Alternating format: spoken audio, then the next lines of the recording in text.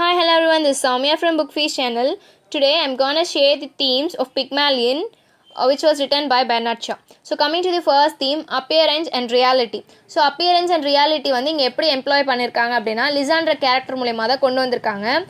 Pygmalion explains this as the primary theme of the character Lisa. So Lisa வந்து ஒரு she has a issue of social and personal identity. அவளோட identity எப்படி இருக்கும்னா ரொம்ப ஷாபியாக ரொம்ப ஒரு காலனி சைடில் இருக்க ஒரு கேர்ள் மாதிரி இருக்கா. அவள் வந்து எப்படி தன்னோட லாங்குவேஜை மாற்றி அவளோட ரியாலிட்டியே வந்து அவளோட ஐடென்டிட்டியாகவும் மாற்றிக்கிறா அப்படின்றத பற்றி சொல்கிறாங்க. விக்டோரியன் எராவில் இருக்க சோஷியல் ரூல்ஸ் வந்து எப்படிலாம் பார்க்குறாங்க அப்படின்னா, ஒரு அன்ஸ்கில்டு பர்சனாக இருந்தாலும் ஒரு டேலண்டட் பர்சனாக இருந்தாலும் அதை வந்து கம்பேர் பண்ணுறாங்க. தே compare a Nobel person with unskilled person labour. So ஒரு நோபலாக இருக்க பர்சன் வந்து எல்லாத்துலேயுமே ஹைலி மேனடாக இருப்பாங்க. அன்ஸ்கில்டு அப்படின்னா அவங்க ஏன் அன்ஸ்கில்ட்னா பிகாஸ் ஆஃப் தியர் பாரிட்டி. ஸோ அவங்க ரெண்டு பேரையும் ஒன்றா கம்பேர் பண்ணி அந்த மாதிரி நிறைய கம்பேரிசன்ஸ் வரும். இங்கே லிசா வந்து எப்படி வந்து தன்னுடைய எபிலிட்டியை பயன்படுத்தி மற்ற எல்லாரையும் வந்து சொசைட்டியே வந்து ஃபுல்லாக்கி ஒரு அரிஸ்டோக்ராட்டிக் அப்படின்றத ப்ரூவ் பண்ணுறா. அவளுடைய ரியல் ஐடென்டிட்டியே வந்து அங்கே ஒரு பெரிய கொஸ்டின் மார்க்காக இருக்குது. அவள் வந்து ஒரு நார்மலாக ஒரு ஷாபியாக ரொம்ப வந்து ஒரு ஃப்ளூயன்சி இல்லாத நான் அரிஸ்டோக்ராட்டிக் இதிலேருந்து வந்திருந்தாலும் அவளோட டேலண்ட்டை யூஸ் பண்ணி அவளுடைய இதை கொண்டு வந்துக்கிறா. ஸோ நார்மலாக சொல்லுவாங்க அப்பியரன்ஸ் இஸ் டிசப்டிவ் அப்படின்னு. ஸோ இதில் வந்து அவளுடைய டிரான்ஸ்ஃபர்மேஷன் அவளுடைய அப்பியரன்ஸை டிரான்ஸ்ஃபார்ம் பண்ணி எப்படி அதே அவள் ரியாலிட்டியாக மாற்றிக்கிறா. இதை வந்து ஒரு ஹைலைட் பண்ணுற ஒரு சென்டென்ஸ் என்ன அப்படின்னா, ஆக்ட் 5ல் வந்து ஹிகின்ஸ் கிட்ட லிசா கேட்பா. அதுக்கு என்ன பதில் சொல்லுவா லிசாவே சொல்லுவா அப்படின்னா, the difference between a lady and a flower girl is not how she behaves but how she is treated. So ஒரு ஃப்ளார் கேர்ளாக இருந்தாலும் ஒரு லேடியாக இருந்தாலும் அது டிஃப்ரென்ஸ் வந்து அவள் எப்படி பிஹேவ் பண்ணுறான்றது கிடையாது, அவளை எப்படி ட்ரீட் பண்ணுறாங்க அப்படின்றது தான். And coming to the second theme, beauty. பிக்மாலியனில் Shaw integrates beauty as the subjective value. Beauty வந்து ஒரு சப்ஜெக்டிவ் வேல்யூவாக சொல்கிறாரு.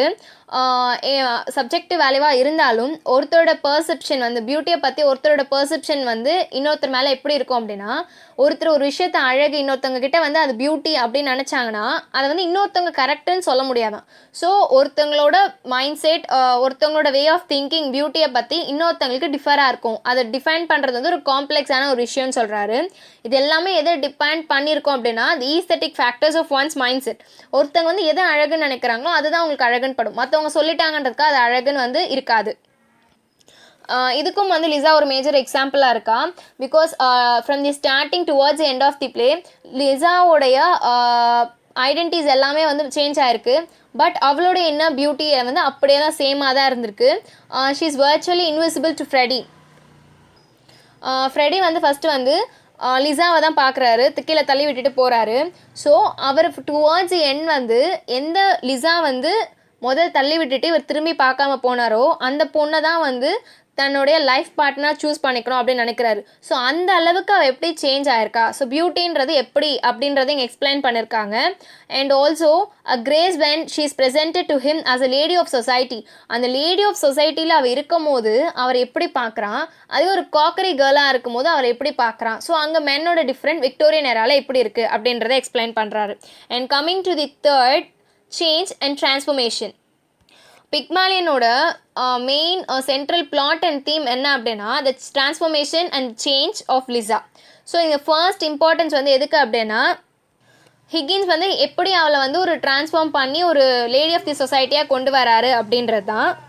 ஹிகின்ஸை வந்து சொல்லியிருக்காரு, but you have no idea how frightful interesting is to take a human being and change her into a quite different human being by creating a new speech for her. So ஒரு human பீயிங்கை வந்து டோட்டலாக மாற்றி அவங்களுக்கு ஒரு new speech கொண்டு வந்து அவங்கள ஒரு நியூ பர்சனாக காமிக்கிறது வந்து எவ்வளோ ஒரு இன்ட்ரெஸ்டிங்கான விஷயம். So change and transformation day to day லைஃப்பில் எப்படி இருக்குது, அந்த சேஞ்ச் வந்து விக்டோரியன் ஏராவில் ஜஸ்ட் ஒரு டிரான்ஸ்ஃபர்மேஷனால் ஒருத்தவங்களோட லைஃபே எப்படி சேஞ்ச் ஆகுது அப்படின்றத இங்கே காமிக்கிறாங்க. ப்ளே வந்து as it stands unfolding அது வந்து என்ன ஃபோக்கஸ் பண்ண ஆரம்பிச்சு அப்படின்னா எப்படி லிசா வந்து change ஆகுறா.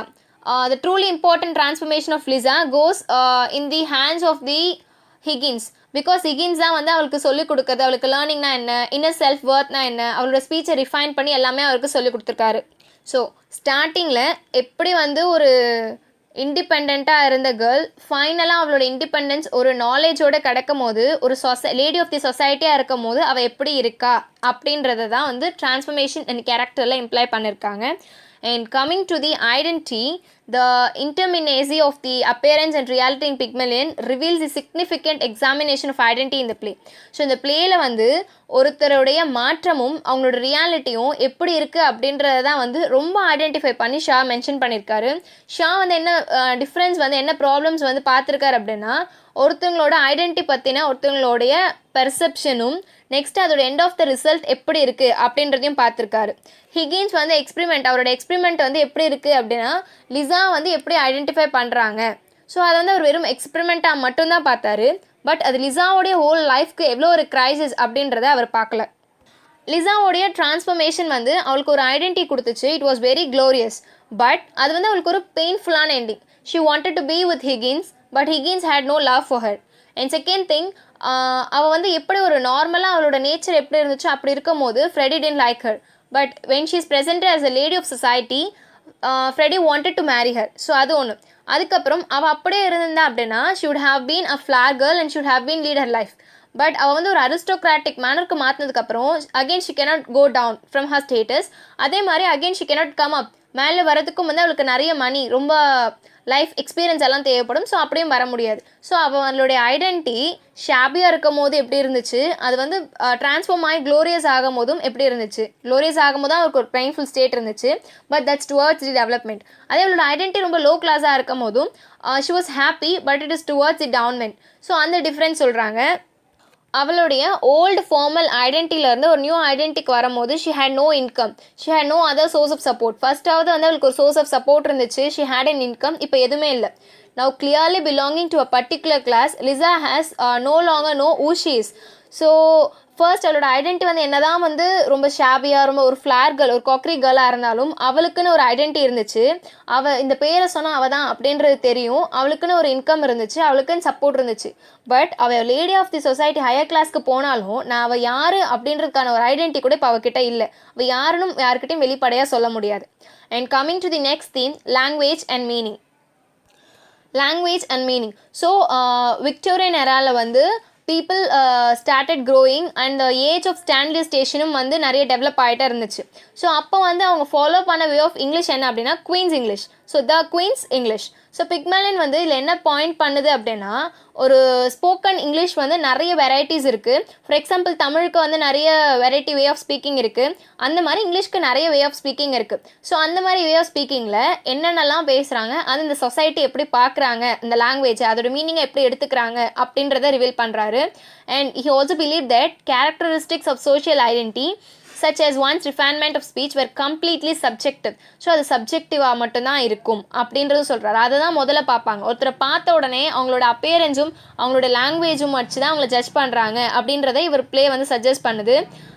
while Shah himself hated poor speech. So என்னதான் வந்து இவர் வந்து ஈக்குவலாக பார்த்தாலும் அந்த மாதிரி ஒரு ஸ்பீச் போராக்கிற ஒரு ஸ்பீச்சை, ஒரு வெரைட்டி ஆஃப் டயலெக்ட், ஒக்கேபுலரிஸ் இதெல்லாம் வந்து ஒரு மீனிங் கன்வே பண்ணுறது வந்து பார்த்தா அவருக்கு வந்து ரொம்ப அட்ராக்டிவாக இருக்காதான். ஒரு ஹை கிளாஸ் பீப்புள் மாதிரி பேசணும், அவங்கள மாதிரி வேர்பல் மீனிங் இருக்கணும் அப்படின்னு தான் இவரே எதிர்பார்ப்பேன் அப்படின்றதையும் இல்லை எக்ஸ்பிரஸ் பண்ணுறாரு.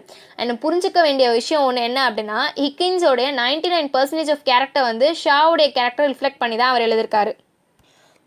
இந்த பிளே இன்னொரு விஷயமும் சஜஸ்ட் பண்ணுது. அது என்ன அப்படின்னா, ஒரு real richness of English language வந்து எதில் இருக்குது அப்படின்னா, variety of individuals who speak it. So வந்து ஒவ்வொரு டிஃப்ரெண்ட்டான இங்கிலீஷ் பேசும்போது நமக்கு நிறைய வேர்ட்ஸ் கிடைக்கும், நிறைய டைலெக்ட் கிடைக்கும். ஸோ அதை வந்து இங்கே ஹைலைட் பண்ணுறாரு. ஒரு டைலெக்ட்டுக்கோ இல்லை ஒரு ஒக்கேபுலரி வெரைட்டி ஆஃப் மீனிங்ஸ்க்கோ such as cockney girl, its social value is determined in Pygmalion. So ஒரு காக்ரி கேர்ளாகவே இருந்தாலும் அவளுக்குன்னு ஒரு டைலெக்டை ரெஸ்பெக்ட் பண்ணி, அவளை ரெஸ்பெக்ட் பண்ணி, அவளோட ஒக்கேபுலரி சென்ஸை ரெஸ்பெக்ட் பண்ணி இதில் எழுதியிருக்காரு. ஸ்டார்டிங்கில் நம்ம வந்து அந்த பிளே ரீட் பண்ணும்போதே பார்த்தோன்னா அவள் பேசுகிற இங்கிலீஷை வந்து ரொம்ப டிஃப்ரெண்ட்டாக ஒரு அண்டர்ஸ்டாண்ட் பண்ணுற முடியாத மேனரில் இருக்கும். ஸோ அதை ஷா வந்து என்ன பண்ணியிருக்கலாம் அப்படின்னா, நார்மலாக ஒரு ஹையர் கிளாஸ் பீப்புள் மாதிரி பேசிட்டு சிம்பிளாக ஒரு லைனில் கொடுத்துருக்கலாம், இப்படி தான் அவன் இந்த லாங்குவேஜ் பேசுகிறான்னு. But he wanted to attract us and அந்த காக்கரி இம்ப்ரெஷன் எப்படி இருக்குது, அவங்க வே ஆஃப் ஸ்டைல் எப்படி இருக்குன்ற மென்ஷன் பண்ணணும் அப்படின்றதுக்காக தான் towards the starting of the play he starts as in that manner. என்ஃபோர்ட்ஸிலோட ஃபேமிலி வந்து they are in the latest trend. அவங்களே வந்து அவளை அக்செப்ட் பண்ணி அவளோட மீனிங் சூப்பராக இருக்குது, அவள் நல்லா பேசுகிறா, அவள் வந்து ஒரு நோபல் ப்ரீடிங் தானே மாற்றுற அளவுக்கு ஒரு டிரான்ஸ்ஃபர்மேஷன் அவள்கிட்ட வந்திருக்கு. So language and meaning matters in the age of Victorian era அப்படின்றத இந்த மென்ஷன் பண்ண விரும்புகிறாரு. And the next theme, sex roles. So sex and gender இது ரெண்டுமே வந்து இதில் ஒரு டிராஸ்டிக் ஒரு ட்ராமாட்டிக் கிரேட் டீலை வந்து எக்ஸ்பிரஸ் பண்ணுறாங்க, which is between Lisa and Higgins. இந்த பிளே ஸ்டார்டிங்லேருந்து எண்டிங் வரைக்குமே லிசாவுக்கு வந்து ஹிகின்ஸ் மேலே ஒரு சாஃப்ட் கார்னர் இருக்க மாதிரியும் ஹிகின்ஸ்க்கு லிசா மேலே ஒரு சாஃப்ட் கார்னர் இருக்க மாதிரியும் காமிச்சிருப்பாங்க. ஸோ ஆடியன்ஸ் வந்து எப்படி இம்ப்ரெஸ் பண்ணியிருப்பாங்க, எப்படி எக்ஸ்பெக்ட் பண்ணியிருப்பாங்க அப்படின்னா, towards end of the play there will be a romantic union. ஆனால் வந்து இதுக்கு அப்படியே ஆப்போசிட்டாக இருந்துச்சு. லிசா கேஸில் வந்து அவருக்கு இதை சூஸ் பண்ணுறது ரொம்ப டிஃபிகல்ட்டாக இருந்துச்சு. Because Higgins still he's 40 and he's a bachelor. He never had love or passion for anything in his life except the foundations. ஒரு ஸ்டேஜில் ஹிக்கின்ஸோட அம்மாவே வந்து என்ன பண்ணிடுறாங்க அப்படின்னா, நீ அவளை வச்சு எக்ஸ்பெரிமெண்ட் தான் பண்ணுற, she is a human being, she has life, so நீ இப்படி பண்ணிட்டு இருந்தால் அவளோட லைஃப் என்ன ஆகும் அப்படின்னு வந்து அவளை கொஷின் ரைஸ் பண்ணி அவங்க பையனை திட்டுற அளவுக்கு வந்து அவரோட இருக்கார். On the other hand Higgins can only suggest marriage to a rich man as a solution. நீ வந்து நான் உனக்கு வந்து ஒரு ராயல் கிளாஸ் பர்சனாக ஆக்கிட்டேன், ஸோ நீ ஒரு ஹையர் ரிச் மேனை வந்து கல்யாணம் பண்ணிக்கோ அப்படின்றத சொல்கிறாரு. பிகாஸ் இங்கே வந்து அவர் வந்து நீ சஜஸ்ட் பண்ணி நீ நல்லா வந்திருக்கலாம் அப்படின்னு எதுவுமே சொல்லாமல் he mentions your rich man. So man and women ரெண்டு பேருக்கும் இருக்க ஸ்லைட் டிஃப்ரென்ஸும் வந்து இங்கே நம்ம பார்க்கலாம். அண்ட் இங்கே மெயினாக நம்ம என்ன பார்க்கணும் அப்படின்னா, ஹிகின்ஸ்க்கு வந்து நிறைய வெரைட்டி ஆஃப் ஆப்ஷன்ஸ் இருக்குது. ஒரு ஹியூமன் பீயிங்கை ஒரு எக்ஸ்பெரிமெண்ட் மெட்டீரியலாக பார்த்தாலும் அவருக்கு வந்து because is a man he had many options. ஆனால் லிசாக்கு வந்து she is a women, so she was been experimented. அது மட்டும் இல்லாமல் ஒரு விமன்ன்றதுனால அவளுக்கு லிமிட்டடான ஆப்ஷன்ஸ் தான் இருக்குது. Where she mentions a word, I sold flowers, I don't sell my self.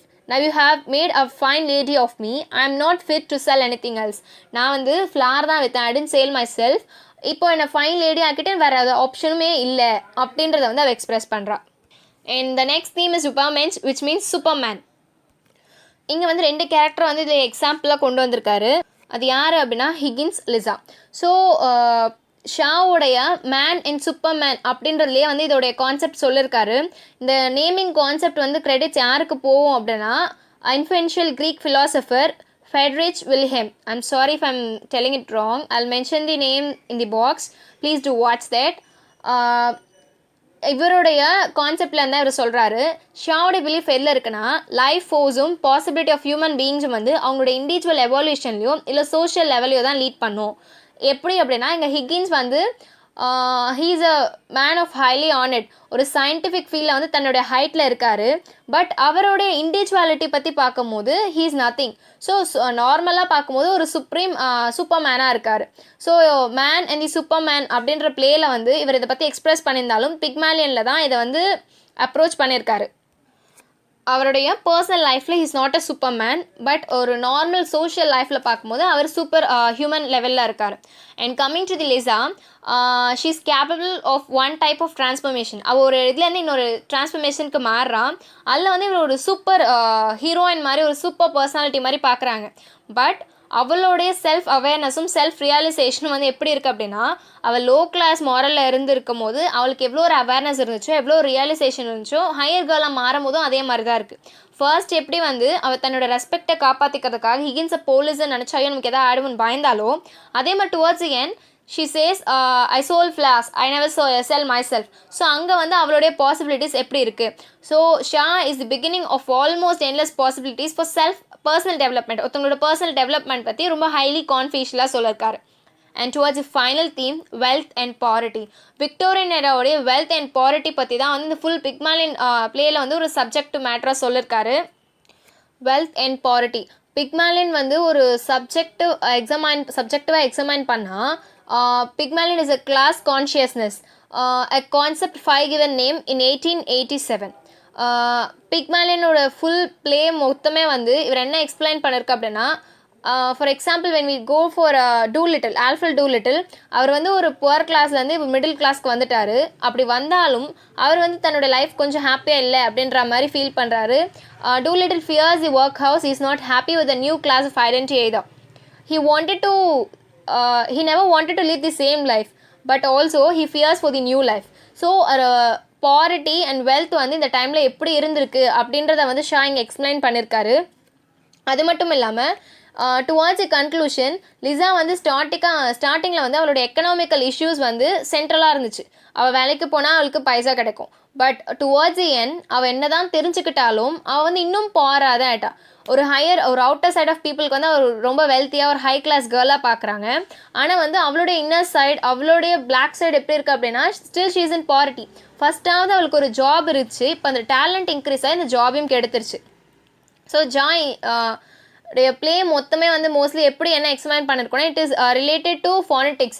So அந்த வே ஆஃப் ஸ்பீக்கிங்கில் வந்து இங்கே சொல்லியிருக்காரு. ஸோ அவளுடைய ஃபானட்டிக் ஸ்டைல் ஃபஸ்ட்டு வந்து ரொம்ப லோ கிளாஸாக பேசினாலும் அதுக்குன்னு அவள் வந்து அந்த ஸ்டேட்டஸில் மெயின்டைன் பண்ணான். இப்போ அவள் ஹையர் கிளாஸ் போயிட்டா, பட் அதுக்கான வெல்த் அண்ட் லைஃப் அவகிட்ட இல்லை. அவள் இன்னும் பாவர்ட்டியாக தான் இருக்கா. அவள் லாங்குவேஜ் மட்டும்தான் வந்து ரொம்ப வெல்தியாக இருக்குது. ஸோ அதை வச்சு அவன் என்ன பண்ண முடியும்? ஸோ அதை இங்கே போர்ட்ரேட் பண்ணுறாரு. So injects humour through two littles surprising according to the traditional class value.